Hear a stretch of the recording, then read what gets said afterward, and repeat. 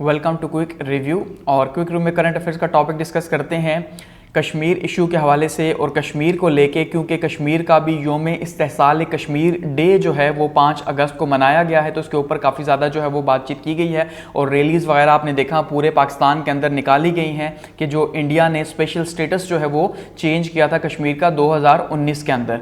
तो इसके ऊपर बात करते हैं 5 अगस्त 2019 इम्पैक्ट ऑन कश्मीर के 2019 का ये जो 5 अगस्त का आप कह लें जो असर है वो क्या है कश्मीर के ऊपर, और कश्मीर इशू को आप इसे कह सकते हैं कि ये अपडेटेड वेरिएंट है कश्मीर इशू का, कि इससे पहले कश्मीर इशू के ऊपर 1 घंटे की वीडियो मौजूद है, तो आप उसे वहाँ से डिटेल से देख सकते हैं। तो ये उसका अपडेटेड वेरिएंट है कि अब वहाँ पे क्या हालात हैं। तो हम इसमें क्या डिस्कस करेंगे, एक तो ये आर्टिकल्स डिस्कस करेंगे कि भाई 370 और 35A क्या हैं और इनको जो एबॉलिश किया गया, ख़त्म किया गया, तो उसका क्या असर जो है वो कश्मीर के ऊपर हुआ है, ठीक है। और इसके साथ साथ हम देखेंगे कि इसका जो इंडिया की रीजनल जो पॉलिटिक्स है वो किस तरह से इसको मूव कर रही है और कैसे आगे लेके जा रही है। तो स्टार्ट करते हैं। अब देखिए, सबसे पहले अगर हम इसका इंट्रोडक्शन लेते हैं तो इंट्रोडक्शन क्या है कि पाकिस्तान जो है उसने डे ऑफ एक्सप्लॉयटेशन यानी कि किसी की इस्तेहसाल करना वो सेलिब्रेट किया है कश्मीरियों के हक में, और उसको नाम दिया गया है योम इस्तेहसाल कश्मीर। आपने भी अपने मोबाइल के ऊपर जो है वो GOP की तरफ से एक गवर्नमेंट ऑफ पाकिस्तान यानी उसकी तरफ से एक मैसेज जो है वो रिसीव किया होगा, जिसमें बताया गया कि भाई हम जो है वो कंडेम करते हैं कश्मीर का जो स्पेशल स्टेटस था 5 अगस्त के बाद जो चेंज कर दिया गया, तो उसको हम कंडेम करते हैं। तो उसको नाम दिया गया है योम इस्तेहसाल कश्मीर, या कश्मीर का जो इस्तेहसाल किया गया या किया जा रहा है। और ये कब किया गया जी? 5 अगस्त 2019 को किया, जब इंडिया ने जो है वो इसका स्पेशल स्टेटस चेंज कर दिया, कुछ लॉज जो है वो अपनी पार्लियामेंट से पास करवा कर, ठीक हो गया। अब उन्होंने क्या किया, उन्होंने आर्टिकल 370 और आर्टिकल 35A, ये इंडिया के कॉन्स्टिट्यूशन के अंदर 2 ऐसे आर्टिकल्स हैं जो डील करते हैं कश्मीर को, ठीक है, और कश्मीर के स्पेशल स्टेटस को। तो इन्होंने क्या किया, इसको खत्म कर दिया, और इसको खत्म करने से जो उनकी जो ऑटोनोमस हैसियत थी कश्मीर की, जो खुद मुख्तार हैसियत थी, वो खत्म कर दी, जिससे क्या हुआ कि जो मुस्लिम मेजॉरिटी अब कश्मीर है वो आहिस्ता आहिस्ता जो है आप ये कह सकते हैं कि कमिंग डेज के अंदर वो हिंदू मेजॉरिटी कश्मीर बनने जा रहा है। इसके बाद अब आगे बढ़ने से पहले बात करते हैं जी व्हाट इज आर्टिकल 370। 370 का आर्टिकल है क्या, और 35A आर्टिकल जो है वो इंडियन कॉन्स्टिट्यूशन का क्या है, इसको ब्रीफली समझने की कोशिश करते हैं। अब देखिए, जो आर्टिकल है ये आर्टिकल 370 की अभी बात कर रहे हैं, तो 370 आर्टिकल क्या कर रहा है, ये इंपावर करता है जम्मू एंड कश्मीर को, ठीक है। जम्मू एंड कश्मीर अब अलग स्टेट्स बना दी गई हैं, पहले एक ही थी, यानी 2019 से पहले एक ही स्टेट थी जम्मू एंड कश्मीर की, अब ये सेपरेट सेपरेट स्टेट्स बना के इनको जो है वो यूनियन टेरिटरी बना के न्यू दिल्ली के जो है वो अंडर कर दिया गया है। तो ये क्या करती है, ये सेपरेट कॉन्स्टिट्यूशन है, इसके तहत ये 370 आर्टिकल ये कहता है कि कश्मीर जो है वो अपना सेपरेट कॉन्स्टिट्यूशन रखेगा, उसका अपना झंडा होगा, ठीक है, यानी कश्मीर का अपना एक झंडा था इससे पहले 2019 से पहले, और उसका जो आइन था वो भी अलग से था जो उसकी असेंबली बनाया करती थी, और ये उसकी जो ऑटोनॉमी है ये इसी तरह से रहेगी, और जो इंटरनल एडमिनिस्ट्रेशन है कश्मीर की वो भी सारी की सारी कश्मीर की स्टेट के अपने पास रहेगी, यानी कि जो लॉज बनेंगे वही लॉज जो हैं वो कश्मीर की एडमिनिस्ट्रेशन को रन करेंगे, बल्कि जो इंडिया लॉ बनाएगा वो लॉ यहां पे रन नहीं करेंगे। 370 ये कहता था, ठीक हो गया, यानी पहले ये था, अब इसका मतलब चेंज हो गया, तो चीजें सारी चेंज हो गई होंगी कि अब ना उनका फ्लैग होगा ना उनकी जो है वो अपनी असेंबली होगी, ठीक है। तो ये 370 था। अब इसमें क्या चीजें शामिल नहीं थी, इसमें एक्सेप्ट फाइनेंस, यानी फाइनेंस का जो इख्तियार है जाहिर बात है वो वफाक के पास होता है हमेशा, डिफेंस का इख्तियार वो वफाक के पास है, फॉरेन अफेयर्स का और कम्युनिकेशन का। तो ये 4 जो है ये डिपार्टमेंट्स, ये तो न्यू दिल्ली के अंडर थे, या जो इंडिया की मेजर गवर्नमेंट है उसके पास थे सारे के सारे, लेकिन बाकी सारे इख्तियार जो थे वो कानून साजी के वो सारे के सारे स्टेट के पास थे, जम्मू एंड कश्मीर की स्टेट के पास थे, जो कि अब खत्म हो गए हैं इन 4 को छोड़ के। अब अगर बात करते हैं तो ये इसमें सबसे मेजर जो क्या चीज थी, सबसे मेजर जिस पे बात की गई थी, ये डिनाइल करता है प्रॉपर्टी राइट्स को, कि कोई भी बाहर का बंदा कश्मीर में आके प्रॉपर्टी खरीद नहीं सकता, इस बात के ऊपर पाबंदी थी। क्योंकि देखिए, जैसे हम कहते हैं डोमिसाइल, तो डोमिसाइल कहां बनता है या डोमिसाइल किस इलाके का होता है, उस इलाके का, उस जिले का डोमिसाइल है जहां पे आपके पास प्रॉपर्टी होगी, ठीक है, जहां प्रॉपर्टी होगी वहीं का डोमिसाइल बनेगा। तो जब आप प्रॉपर्टी नहीं ले सकते तो आप डोमिसाइल नहीं बना सकते, जब डोमिसाइल नहीं बनेगा तो आपके पास उस एरिया की सिटीजनशिप नहीं होगी। तो इसका मतलब है आपको इस 2019 से पहले कश्मीर का सिटीजनशिप बनने के लिए आपको क्या चाहिए था, डोमिसाइल। तो वो तो आप ले नहीं सकते थे क्योंकि पाबंदी थी। तो अब वो हो गई है खत्म। अब आप वहां पे डोमिसाइल भी ले सकते हैं, प्रॉपर्टी परचेज कर सकते हैं, उसके ऊपर डोमिसाइल बनवा सकते हैं और वहां की सिटीजनशिप हो सकती है। तो पहले ड्यूल सिटीजनशिप थी, यानी एक कश्मीरी, पहले कश्मीरी भी था, उसके पास वो सिटीजनशिप भी थी और साथ में इंडियन भी थी, लेकिन अब वो सिंगल हो गई है। तो ये 370 आर्टिकल है। अब अगर हम बात करते हैं 35 की, आर्टिकल 35A वो क्या कहता है, ये 35 है 1954 के अंदर इंडियन कॉन्स्टिट्यूशन में ऐड किया गया, जिसमें ये कहा गया कि भाई जो 371 आर्टिकल है हम उसको उसी तरह कैरी करेंगे, लेकिन साथ में कुछ चीजों को मजीद वाजे कर दिया, क्योंकि ये उस टाइम पे इसलिए शामिल किया गया था 1947 के अंदर 371 आर्टिकल, क्योंकि कश्मीर ने ये कहा था, ये कश्मीर के जो महाराजा थे उन्होंने जब एक्सेशन की थी इस प्रिंसली स्टेट की, तो उन्होंने इसी बात के ऊपर की थी कि आप हमारा खुद मुख्तार जो स्टेटस है उसको बरकरार रखेंगे। तो इसीलिए जो है इसको बरकरार रखने के लिए जो है आर्टिकल 371 जो है इसमें शामिल किया गया था कि भाई अब नई नई स्टेट है, अपनी मर्जी शामिल हो रही है, ऊपर से पाकिस्तान और इंडिया किसके ऊपर वॉर भी हो चुकी थी, पाकिस्तान अपना क्लेम कर रहा था, इंडिया अपना, इवन चाइना भी अपना क्लेम कर रहा था, ठीक है। तो इसका मतलब यह है कि ये इशू था, तो इस वजह से वो मान गए थे। तो ये फिर उसी तरह से चलता आया। फिर 1954 में 35A भी शामिल कर दिया गया, जो कि सिटीजन्स के जो राइट्स हैं उसके ऊपर बात करता है। तो जो 371A है ये किसके ऊपर बात करता है, ये स्टेट्स के राइट्स के ऊपर बात करता है, और 35A जो है ये बात करता है जी जो शहरी हैं उनके हुकूक के ऊपर, कि भाई किस तरह के हुकूक उनके होंगे। इसमें क्या कहा गया जी, कश्मीर की जो रेजिडेंशियल लाइव्स है उसके बारे में बात की गई है कि उनके हवाले से एक सेपरेट सेट ऑफ लॉज होगा, यानी उनके लिए अलग से लॉज होंगे। वो लॉज जो इंडिया के अंदर प्रैक्टिस हो रही है वो इनके लिए नहीं होंगे। जाहिर बात है जो बेसिक हैं वो तो सबके लिए होंगे, लेकिन इनके अपने लॉज होंगे, इनके सिटीजन अपनी होगी। जैसे मैंने कहा कि ड्यूल सिटीजनशिप थी 2019 से पहले, एक तो उनकी अपनी सिटीजनशिप होगी, तो बाहर से कोई भी आके सिटीजनशिप नहीं ले सकता। ऑनरशिप ऑफ प्रॉपर्टी इनकी होगी, कोई बाहर से आके नहीं ले सकता। ये 35A एक्सप्लेन कर रहा है। इनके फंडामेंटल राइट्स होंगे, ठीक है, जो बुनियादी हुकूक है इंसानी। अच्छा, और इसका जो मवाजना है वो किया जाएगा दूसरी जो इंडियन स्टेट्स हैं उनके साथ, ठीक है। ये क्या कहता है जी, 35A कहता है। इसके अलावा 35A मजीद क्या कहता है कि ये फॉरबिड करता है आउटसाइडर्स को कि वो परमानेंटली यहां पे रह नहीं सकते, यानी कश्मीर के अंदर कोई भी बंदा बाहर से जो है वो परमानेंटली यहां पे नहीं रहेगा, यहां पे जमीन नहीं खरीद सकता और यहां पे लोकल गवर्नमेंट की जॉब में नहीं जा सकता, क्योंकि लोकल गवर्नमेंट की जॉब भी अल्टीमेटली कश्मीरियों के लिए ही है, बल्कि इंडियंस के लिए नहीं है 2019 से पहले, ठीक है। ये भी ये बात कहता है। इसके साथ ये कहता है कि जो एजुकेशनल स्कॉलरशिप्स हैं वो भी कोई बाहर का बंदा नहीं ले सकता, और सिर्फ कश्मीरियों को मिलेंगी जिनके पास कश्मीर जो है उसकी सिटीजनशिप होगी इस रीजन के अंदर, ठीक है। तो ये क्या कहता है, ये 35A कहता है। अब जब ये खत्म हो गया तो कश्मीरियों को डर किस बात का है, अब डर है ये सारी चीजें चेंज हो जाएंगी और हो चुकी हैं। क्या कि सबसे पहला डर ये है कि डेमोग्राफिक ट्रांसफॉर्मेशन होगी, कि यहां पे आबादी जो है उसका तनाजुब खत्म कर दिया जाएगा। अब इस टाइम पे हम ये कहते हैं कि अगर 80% आबादी मुसलमानों की है तो 20% क्या है जी, 20% आबादी जो है वो हिंदुओं की है। खास करके जम्मू की जो आबादी है वो तो हिंदुओं की ज्यादा है, लेकिन जो कश्मीर है, कश्मीर की आबादी जो है वो मुसलमानों की ज्यादा है। इसी तरह से आपने देखा कि उन्होंने जो है वो लद्दाख को भी एक अलग से टेरिटरी बना दिया, तो लद्दाख के अंदर बुद्धिज्म की आबादी ज्यादा है, साथ में शिया मुसलमानों की आबादी भी वहां पे ज्यादा है, उसको भी अलग से एक यूनियन टेरिटरी बना दिया गया है इस जो कॉन्स्टिट्यूशनल चेंज की गई है इसके तहत।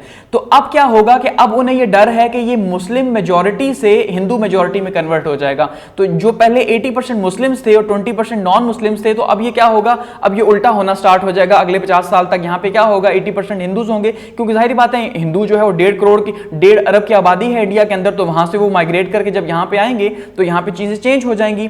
तो यहां पे तो 20% है। तो ये 35A कहता था कि भाई सिटीजन्स के ये राइट हैं जिसके ऊपर अब इन्हें ये थ्रेट्स हैं, ठीक है। अब मजीद इसको समझते हैं, मजीद इसको यूं समझिए कि ये जो दो आर्टिकल्स हैं 371 और 35A, ये जब पहले थे तो क्या स्टेटस था कश्मीरियों का, और अब जब ये खत्म हो गए तो क्या स्टेटस हो चुका है। सबसे पहले क्या था जी कि स्पेशल पावर्स जो हैं वो जम्मू एंड कश्मीर एक्सरसाइज किया करता था इससे पहले, इन आर्टिकल से पहले। अब नाउ क्या है, स्पेशल पावर्स जो हैं वो खत्म हो चुकी हैं, अब कोई भी स्पेशल पावर नहीं है कश्मीरियों की। पहले क्या था, ड्यूल सिटीजनशिप थी कि यानी एक बंदा कश्मीर का भी शहरी था और दूसरा वो इंडिया का भी जो है शहरी था। लेकिन अब क्या है, सिंगल सिटीजनशिप हो चुकी है, ये चेंज हो चुका। पहले क्या था जी, सेपरेट फ्लैग था जम्मू एंड कश्मीर के लिए, उनका अपना जो है वो झंडा था जिसको लगाया करते थे। अब जो है वो ट्राई कलर फ्लैग है, यानी वो तिरंगा जो है इंडिया का वही कश्मीर की बिल्डिंग्स के ऊपर लहरा रहा है, वो चीज भी खत्म हो गई। पहले क्या था, आर्टिकल 365 जो है फाइनेंशियल इमरजेंसी जो है वो उसकी बात करता था, जो नॉट एप्लीकेबल थी अब वो एप्लीकेबल हो चुकी है। ठीक है जी, अब वो फाइनेंशियल इमरजेंसी कश्मीर के अंदर भी लगाई जा सकती है। नेक्स्ट क्या था जी, no reservation for the minority such as Hindu and Sikhs, के हिंदू और सिखों के लिए कोई भी रिजर्वेशन अलग से सीट्स वगैरह या कोटा नहीं था। अब क्या है, अब 16% कोटा रख दिया गया है, अब चेंज हो गया। ठीक है, यानी कि पहले तो मुसलमानों का ही था सारे के सारा सीन, तो अब यहां पे इनके लिए अलग से कोटा रख दिया गया, हिंदुओं और सिखों की जॉब्स के लिए भी अलग से, हर चीज के लिए। पहले क्या था कि इंडियन सिटीजन जो है वो दूसरी स्टेट से बाय नहीं कर सकते थे land and property Jammu and Kashmir के अंदर, लेकिन अब क्या है कि वो परचेज भी कर सकते हैं और बाय भी, यानी अब रह भी सकते हैं, यहां पे मूव भी हो सकते हैं, ये अब का है। पहले क्या था, आरटीआई जो है वो नॉट एक्सेप्टेबल था, राइट टू एजुकेशन की बात हो रही, सॉरी ये है राइट टू इंफॉर्मेशन, तो राइट टू इंफॉर्मेशन जो है पहले नहीं था, तो अब जाहिर बात है एक्सेप्टेबल है। इसके साथ साथ पहले क्या था, ड्यूरेशन ऑफ लेजिस्लेटिव असेंबली जो है वो 6 साल की उसकी टर्म हुआ करती थी, अब इंडिया के हिसाब से 5 साल की टर्म है। ठीक है, पहले ये था कि कोई भी अगर औरत जो है वो क्या करती, कोई शादी करती जम्मू एंड कश्मीर से बाहर, तो वो लूज कर देती अपनी सिटीजनशिप कश्मीर की, यानी कि कोई भी कश्मीरी जो लड़की है वो बाहर शादी नहीं कर सकती थी कश्मीर से। लेकिन अब ऐसा नहीं है, बल्कि वो बाहर शादी कर भी सकती है और फिर भी उसकी जो सिटीजनशिप है वो उसी तरह बरकरार रहेगी कश्मीर की, ठीक है, या मुल्क की उसी तरह से बरकरार रहेगी। पहले पंचायत जो है वो यहां पे उसके राइट्स नहीं थे, लेकिन अब पंचायत के राइट्स यहां पे होंगे। इसी तरह से पहले राइट टू एजुकेशन जो है वो यहां पे नहीं था, अब जो है चिल्ड्रंस का राइट टू एजुकेशन का बेनिफिट वो हासिल कर सकेंगे। तो इसका मतलब है पहले का स्टेटस जो है वो बहुत डिफरेंट था और एक स्पेशल स्टेटस था, एक खास स्टेटस था कश्मीर का, क्योंकि खास तरीके से वो एक्सेशन उसकी हुई थी, जाहिर बात है खास था। अब वो खास से क्या हो गया, आम हो चुका है, और अब वही बातें हैं जो इंडिया के अंदर जो लागू होंगी वही कश्मीर के ऊपर होंगी। ठीक है, अब अगर हम देखते हैं कि ये हुआ कैसे, कि अगर 5 अगस्त की हिस्ट्री देखते हैं, अब देखिए 5 अगस्त को क्या होता है, 5 अगस्त 2019 को जो इंडियन गवर्नमेंट है वो क्या करती है, जो स्पेशल स्टेटस है, जो ऑटोनोमस स्टेटस था, खास करके खुद मुख्तार जो हैसियत थी, जो 370 आर्टिकल का था या 35A था, उसको क्या करती है, खत्म कर देती है। सबसे पहला काम ये किया जाता है। और ये जो जम्मू एंड कश्मीर है ये एक्चुअली में पाकिस्तान के बीच में, चाइना के बीच में और इंडिया के बीच में, तीनों के बीच में ही 1947 से ही इसके ऊपर जो है वो इश्यू है। पाकिस्तान कहता है ये सारे का सारा मेरा है, क्योंकि हम ये कहते हैं कि मुस्लिम आबादी थी वहां पे, इसलिए उन्होंने कहा कि हम मुसलमानों से इल्हाक करेंगे। तो जो आबादी थी उन्होंने कहा हम किससे इल्हाक करेंगे जी, पाकिस्तान से। और यही कहा गया था इंडिपेंडेंस का जो उस टाइम इंडियन एक्ट था उसमें कहा गया था कि आबादी जो फैसला करेगी वही होगा। लेकिन जो महाराजा थे उन्होंने क्या किया, उन्होंने एक्सेशन कर दी इंडिया के साथ। इसी तरह से फिर कश्मीर ये जो चाइना है वो ये कहता है कि भाई ये इसका बहुत एक बड़ा हिस्सा जो है वो अक्सर कश्मीर वो उनका है, ठीक है, जिसके ऊपर बड़े हिस्से के ऊपर वो कब्जा कर भी चुके हैं। अब ये काम इन्होंने कैसे किया, इन्होंने ये काम करने के लिए सबसे ज्यादा क्या पहले क्या किया जी, जो कम्युनिकेशन लाइंस थी कश्मीर की, जो उनके राब्ते थे, जो इंटरनेट वगैरह था, जो सर्विसेज थी, वो सारी की सारी बंद कर दी। और 5 महीने तक ये मुकम्मल तौर पर लॉकडाउन रहा कश्मीर के अंदर, और वहां पे कर्फ्यू नाफिज रहा, क्योंकि लोगों ने इसको एक्सेप्ट नहीं किया तो जबरदस्ती किया गया। और इसके नतीजे के तौर पर थाउजेंड्स ऑफ सिक्योरिटी फोर्सेज जो है, या आप कह ले लाखों के हिसाब से जो है वो सिक्योरिटी फोर्सेज को, यहाँ पे पहले ही 7 लाख फौज मौजूद थी, मजीद फौज भेजी गई ताकि यहाँ पे हालात खराब ना हो, और जबरदस्ती के तौर पे यानी कि यहां पे ये इसको लागू किया गया। और फिर 5 महीने तक तो बिल्कुल हर तरह से ब्लैकआउट रहा, फिर आहिस्ता आहिस्ता उसको खत्म किया गया। लेकिन अब भी वहां पे इसी तरह से हालात मौजूद हैं। तो इससे क्या है, इससे पहले फिर बहुत से कश्मीरी जो पॉलिटिशियंस हैं उनको भी पकड़ लिया गया, यहां तक कि जो फॉर्मर चीफ मिनिस्टर थी उनको भी कस्टडी में ले लिया गया, ताकि कोई भी जो है वो हालात खराब न कर सके। और इसके लिए जो जस्टिफिकेशन दी जाती है इंडियन गवर्नमेंट की तरफ से, वो ये जस्टिफिकेशन दी जाती है कि भाई देखिए पहले जो है उनका खास स्टेटस था, तो हम वहां पे उस तरह से डेवलपमेंट जो है वो नहीं कर पाते थे, ठीक है, कश्मीर के अंदर। लेकिन अब क्या होगा, अब हम उनको राइट्स भी देंगे, अब हम उनको एजुकेशन भी देंगे, इंफॉर्मेशन का राइट भी होगा। तो इसका मतलब ये अब हम उनकी उसी तरह डेवलपमेंट करेंगे जैसे इंडिया की डेवलपमेंट है। हम ये नहीं चाहते कि वो इंडिया से पीछे रह जाए, तो इसलिए हम सेम डेवलपमेंट जो है वो अब वहां पे भी करेंगे। तो ये जो है वो क्या किया, इन्होंने एक पेश किया, जस्टिफिकेशन पेश की इंडियन गवर्नमेंट ने कि भाई हमने इसलिए ये किया है। अब देखिए ये हो क्यों रहा है एक्चुअली में, अगर इसका थोड़ा सा बैकग्राउंड समझने की कोशिश करते हैं तो यहां पे आइडियोलॉजी इन्वॉल्व है। जो आइडियोलॉजी है वो किसकी है? आरएसएस की आइडियोलॉजी है। और आरएसएस क्या है जी? जिसके बहुत ही एक्टिव मेंबर है मोदी साहब। और ये मोदी साहब जो है हिंदुत्वता का, जो हमने बार बार जिक्र कर चुके हैं, हिंदुत्वता का स्लोगन लगाते हैं कि भाई हिंदुत्वता है और हम दोबारा से इंडियन रिवाइवल करेंगे। और जो खुद को जो है वो क्या समझते हैं जी? न्यू जो है वो इंडियन किंग समझते हैं। इसको मैं डिटेल से जो है वो डिस्कस कर चुका हूं मणिपुर की वीडियो के अंदर कि किस तरह से जो है इनको सेप्चर दिया गया, एक पूरा का पूरा असाद जो है वो इनको दिया गया, डंडा दिया गया, जिसके ऊपर जो है वो कहा गया कि ये डंडा इसलिए अहम है क्योंकि जो है ये अब दोबारा से जो इंडियन किंग, जो पुराने किंग हुआ करते थे, अब ये दोबारा से इंडियन किंग बनेंगे। न्यू इन्होंने पार्लियामेंट की बिल्डिंग का भी इफ्तिताह किया, तो ये अपने आप को दोबारा से इंडियन किंग देख रहे हैं, पॉलिटिकल सिस्टम के अंदर नहीं, ठीक है। तो इसलिए अपने आप को हिंदू आइडियोलॉजी से जो है वो बिलोंग करते हैं। इस वजह से 2 बार अब जीत चुके हैं, तीसरी बार के भी चांसेस हैं। तो ये बहुत ही एक्टिव मेंबर रहे हैं और मुसलमानों के खिलाफ रहे हैं, और अब भी मुसलमानों के खिलाफ हैं, क्योंकि इनका मानना है कि इंडिया सिर्फ हिंदुओं के लिए है। तो आरएसएस की आइडियोलॉजी भी यही है और हिंदुत्वता की आइडियोलॉजी भी यही है। इसलिए इनको जो है वो कंपेयर किया जाता है हिटलर के साथ, कि आरएसएस की जो फाउंडेशन है वो रखी गई हिटलर के हिसाब से। जब हिटलर ने जो है 19वीं सेंचुरी के अंदर जो बुनियाद रखी थी नाजी पार्टी की, तो बिल्कुल उसी तरह से यहां पे भी जो है वो इसकी बुनियाद रखी गई है। और माना जाता है कि ये बहुत ज्यादा मोदी जो है वो इन्फ्लुएंस थे, जो ग्वालकर हैं, जो दूसरे इनके जो है चीफ रहे हैं आरएसएस के, ये बहुत ज्यादा, ये जो आपको पिक्चर में दिखाई दे रहे हैं, इनसे बहुत ज्यादा जो है वो इन्फ्लुएंस रहा इनका मोदी के ऊपर। तो इसी वजह से जो है ये उसी तरह से आरएसएस की आइडियोलॉजी को आगे लेके जा रहे हैं, और उसी तरह से ये पूरे का पूरा टेररिस्ट ग्रुप है, यानी आप कह लें। तो इनका मकसद एक ही है कि भाई हिंदुत्वता को प्रमोट करना, और क्योंकि 90% आबादी तो अल्टीमेटली हिंदुओं की है, तो इस वजह से इनको जो वोट मिलेगा वो भी हिंदुओं का मिलेगा। ज्यादा से ज्यादा 10% सेकुलर हिंदू होंगे, वरना हिंदू कभी भी सेकुलर नहीं होता, वैसे ही जैसे मुसलमान कभी सेकुलर नहीं हो सकता। ये सिर्फ लिखने की बातें हैं, ठीक है। तो इसके पीछे यानी जो आइडियोलॉजी शामिल है वो सारी आरएसएस की शामिल है। और आरएसएस क्या है जी? राष्ट्रीय स्वयंसेवक संघ जो है, जिसको आरएसएस कहा जाता है शॉर्ट फॉर्म के अंदर। तो ये हिंदू नेशनलिस्ट पार्टी है जो कि वॉलंटियर करती है, और खास करके जो हिंदुओं के राइट्स है, राइट विंग की है, क्योंकि जाहिर बात है मजहबी है, इंतहा पसंद है, तो जिसे फंडामेंटलिज्म कहा जाता है। तो ये फंडामेंटलिस्ट है, ये एक्चुअली में हिंदुओं की ही बात करती है। और पुराना जो हिंदुओं का जमाना था, वैदिक पीरियड कह लें आप, या जो एंशिएंट इंडिया था जिसमें हिंदू जो है वो हिंदू कल्चर टॉप पे था, उसी हिंदू कल्चर को वापस लाने की ये बात करती है आरएसएस। और इसके पीछे जो फिलॉसफी है वो हिंदुत्वता की फिलॉसफी है कि हिंदुस्तान हिंदुओं के लिए। और आरएसएस की बुनियाद जो है 27 सितंबर 1925 को नागपुर इंडिया के अंदर रखी गई थी, और बलराम हेडगर की तरफ से जो है वो उसकी बुनियाद रखी गई थी। तो अभी वही फिलॉसफी सारी चली आ रही है, और ये जो कश्मीर का स्पेशल स्टेटस खत्म किया गया, ये भी उसके पीछे भी वही फिलॉसफी है सारी की सारी, ठीक है। क्योंकि मोदी उससे पहले भी कई बार कह चुके थे कि हम कश्मीर का स्पेशल स्टेटस खत्म करेंगे। अब इसके इंपैक्ट की अगर हम बात करते हैं कि इंपैक्ट क्या है इस एब्रोगेशन का, कि कश्मीर के ऊपर, कश्मीर के लोगों के ऊपर जो है वो इसका क्या असर है, मुख्तलिफ तरह से हम देखें अगर, तो देखिए सबसे पहले क्या हुआ जी, जम्मू रीजन जो था उसकी 6 सीटों में असम्बली के इजाफा हो चुका है, ठीक है। लेकिन कश्मीर रीजन में सिर्फ 1 सीट में इजाफा हुआ है। अब यहां से इनका अंदाजा हो जाता है, क्योंकि देखिए जम्मू एंड कश्मीर मिलकर एक रीजन पहले बन रहा था इससे पहले, ठीक है, एक बड़ा रीजन था। लेकिन जो जम्मू का इलाका है वहां पर, जैसे मैंने कहा कि हिंदुओं की अक्सरियत ज्यादा है, और कश्मीर का इलाका है वहां पर मुसलमानों की अक्सरियत ज्यादा है। लेकिन अब उनको क्योंकि अलग अलग कर दिया गया, तो अब इसमें क्या हुआ कि जम्मू की 6 सीट्स बढ़ा दी हैं असेंबली के अंदर, और जो सिर्फ 1 सीट है मुसलमानों की वो बढ़ाई गई है। तो ये तो इसके ऊपर चेंज किया गया, इसका मतलब इसका इंपैक्ट होगा लॉन्ग टर्म के लिए। और ये माना जा रहा है कि ये एक अटैक किया गया है पॉलिटिकल सेंट्रलिटी के ऊपर, और जम्मू एंड कश्मीर की पॉलिटिक्स के ऊपर जो है उनको डिसएम्पावर करने की एक बात की जा रही है, या उनके ऊपर ये इसका काफी ज्यादा असर है।